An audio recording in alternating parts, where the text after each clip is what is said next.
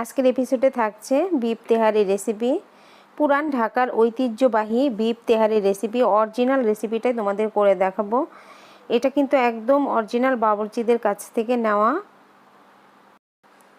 2-3টা step যদি follow করো তাহলে কিন্তু তোমরা এই যে আমার মতো একদম ঝরঝরে বিফ তেহারিটা বাসায় রান্না করে নিতে পারবে। আর খেতে তো অপূর্ব অপূর্ব টেস্ট এই বিফ তেহারির। অরিজিনাল এই বিফ তেহারির রেসিপি আজ তোমাদের সাথে শেয়ার করছি। চলো বিফ তেহারির রেসিপিটি দেখে নেই কীভাবে এটা বাসায় ঝটপটভাবে তৈরি করা যায়। এখানে আমি মাংস নিয়েছি, 700 গ্রাম মাংস এখানে আছে। তার সাথে দিয়ে দিচ্ছি আমি 2 চামচ আদা বাটা, 2 চামচ রসুন বাটা, আর উঁচু করে 2 চামচ বাদাম বাটা। বাদামের মধ্যে এখানে কাজু বাদাম আর চীনা বাদামটা বেটে রেখেছিলাম, সেটা 2 চামচ দিয়ে দিলাম। আর 2 চামচ দিয়েছি টক দই। এখানে দিয়ে দিচ্ছি ধনিয়ার গুঁড়া 1 চামচ উঁচু করে, আর দিয়ে দিলাম ভাজা জিরার গুঁড়া 1 চামচ। দিয়ে দিচ্ছি সাদা গোলমরিচের গুঁড়া 1 চামচের মতো দিয়ে দিলাম। পরিমাণ মতো লবণ দিতে হবে। এখন দিয়ে দিচ্ছি 3টা তেজপাতা, 2টি দারচিনি আর 10-12টা সাদা এলাচ। দিয়ে দিচ্ছি জয়ত্রী, আর এখানে হাফ জয়ফল আছে। এই হাফ জয়ফল কিন্তু আমি 1 চামচ সরিষার দিয়ে সুন্দর করে বেটে নেব। আর দিয়ে দিলাম একটা স্টার মশলা, স্টার অ্যানিস যাকে বলে। আর দিয়ে দিচ্ছি শুকনো মরিচের গুঁড়া, খুব কম দিতে হবে, কালারটার যেন খুব বেশি না আসে।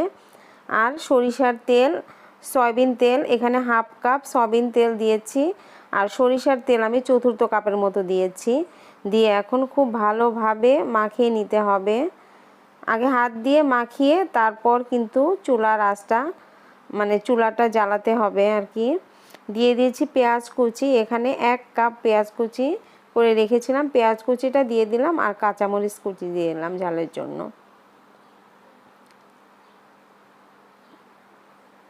গ্যাসটা কিন্তু এখন অন করে দিয়েছি, কম আঁচে এটা কিন্তু খুব ভালোভাবে মিশিয়ে নিতে হবে। ওই তো জয়ফল আর 1 চামচ যে সরিষা রেখেছিলাম, এই দুটা কিন্তু বেটে অলরেডি আমি দিয়ে দিলাম। এখানে আমি পানি ফুটতে দিয়েছি। এই কাপ দিয়ে 3 কাপ চাল মেপে নিয়েছি। তার সাথে দিয়ে দিচ্ছি 6 কাপ পানি। এখানে দিয়ে দিলাম 2 টেবিল চামচ গুঁড়া দুধ, 1 চামচ চিনি দিয়ে দিলাম। দিয়ে দিচ্ছি পরিমাণ মতো লবণ আর কিশমিশ। দিয়ে দিলাম কাঁচামরিচগুলো কিন্তু আমি কাটিনি, আস্তই আছে। আর এখানে পেঁয়াজ বেরেস্তা দিয়ে দিলাম, 1 মুঠের মতো পেঁয়াজ বেরেস্তা দিয়ে দিলাম। দিয়ে দিচ্ছি কেওড়া, 4 চামচের 1 চামচ হবে এরকম কেওড়া দিয়ে খুব ভালোভাবে পানিটা ফুটিয়ে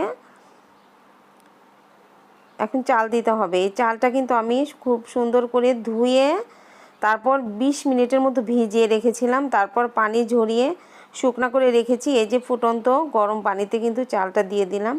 আর অন্য চুলায় আমি মাংসটা রান্না হতে দিয়েছি, খুব কম আঁচে রান্না করছি। দেখো এই যে মাংসটা বেশ সফট হয়ে গেছে, কিন্তু তেল উপরে উঠে এসেছে, তার মানে মাংসটাও হয়ে গেছে। এখন আমি চালটা রান্না হতে দিয়েছি। এই তো ঢেকে পানি প্রায় 50% টেনে এসেছে। এখন আমি মাংসটা দিয়ে দেব। মাংসের মধ্যে সামান্য একটু পানি আছে আর চালের মধ্যে সামান্য একটু পানি আছে। খুব সুন্দরভাবে মশলা দিয়ে চাল মাংস দিয়ে একসাথে ভালোভাবে মিশিয়ে নিতে হবে। খুব সুন্দর করে মিশিয়ে গ্যাসটা একটু আঁচটা কমিয়ে দেখো এই যে ঢেকে দিয়েছি। বারবার ঢেকে খুলে খুলে কিন্তু এই যে 2বার আমি নেড়ে দিয়েছিলাম। দেখো একদম ঝরঝরে তেহারিটা রান্না হয়ে গেছে। কতটা ঝরঝরে হয়েছে দেখো, এই যে একটার গায়ে কিন্তু একটা লাগছে না এরকম। আর খেতে তো মাশাআল্লাহ অনেক টেস্ট হয়। আশা করছি রেসিপিটা তোমাদের কাছে অনেক সহজ লেগেছে। খুব কম মশলা দিয়ে কিন্তু রান্না করে দেখিয়েছি এই বিফ তেহারি। আর বাবুর্চিরা রান্না করে তখন কিন্তু অতটা মশলাও দেয় না, বরঞ্চ আমরাই সব অনেক অনেক জিনিস বেশি দিয়ে গুলিয়ে ফেলি। আশা করছি তোমাদের কাছে রেসিপিটা ভালো লেগেছে। ভালো লাগলে লাইক কমেন্ট শেয়ার করতে একদম ভুলবে না।